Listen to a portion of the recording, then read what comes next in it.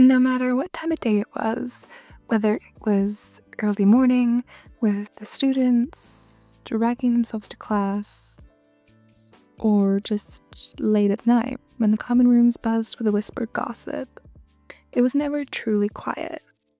And yet, in the midst of it all, that noise, you and Draco had found a way to keep yourselves secret. Your relationship had never really been a secret. There was no stolen glances around the Great Hall, no hurried goodbyes in the shadowed corridors, but it was private. And yes, there is a difference. You had been together for years now, but not long enough that neither you thought much about how no one really talked about it.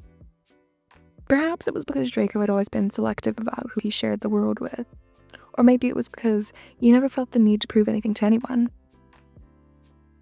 It was enough that he was yours and you were his. It was a slow afternoon in the Great Hall, lunch halfway done already. The usual noise filling the space of the Slytherin table, its usual mess of casual conversations and arrogant laughter. Draco sat beside you, elegant as always, posture perfect even when he lazily picked at his food. He had spent most of the morning grumbling about some essay for a class, but he was quiet, seemingly lost in thought now. Across from you, Blaze was lounging in his seat, absent-mindedly spinning his goblet in his hands, dark eyes drifting across the table as if searching for something or someone to entertain him. Then suddenly, "What's that on your finger?" You paused mid-bite, looking up to find Blaze staring directly at you, or rather at your left hand. Draco stiffened beside you, but you barely noticed, too busy following Blaze's gaze down to your own hand, where the Malfoy signet ring rested on your finger. The silver glinted in the candlelight, the unmistakable crest of the Malfoy family embedded into the metal. "Oh," you say, quietly, utterly unbothered. It's Draco's." There was a brief moment of silence before Pansy, who had only been half listening, suddenly choked on a drink. "Sorry, what?" You looked over her, a little bit confused by her reaction. It's his ring?" "Yeah." Draco let out a quiet breath through his nose, tilting his head back slightly as if he could already feel the oncoming headache. Theo, who had been listening in with mild interest, leaned forward, resting his chin on his hand. "So, let me get this straight. You, who as far as anyone knows have never been publicly courted by Malfoy, are casually sitting here wearing his ring." You frowned. Yes?" Pansy made a strangled noise, staring at you like you would just announce that you were secretly the heir to the throne. "Do you even know what this means?" she demanded. You blinked. "That I'm wearing his ring?" "That you're wearing his ring," Blaze repeated you, slow and exasperated. "The Malfoy ring. The one that's been in his family for Marilyn knows how long. The one that literally signifies a formal claim."